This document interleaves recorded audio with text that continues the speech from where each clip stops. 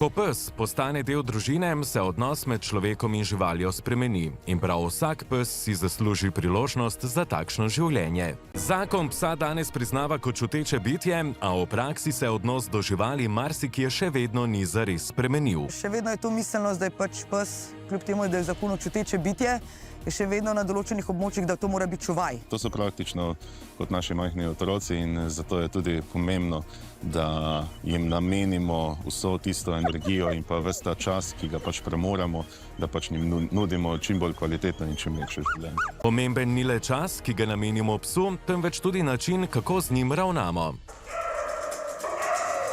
Moramo davati hrano, peljati jih na sprehode trikrat na dan, da opravijo tudi svoje dnevne stvari, jih božati, imeti čas za njih. Psi rabijo v bistvu socializacijo, psi rabijo, da se z njimi ukvarjamo, da v bistvu jih imamo kot del družine, da jim nudimo mentalno stimulacijo, fizično stimulacijo, ne? Da ni to samo pes kot pes, ampak to zdaj že res zadnja leta vidimo, da to z generacijo v generacijo napreduje. Ne? Res so pridobili nov status, več spoštovanja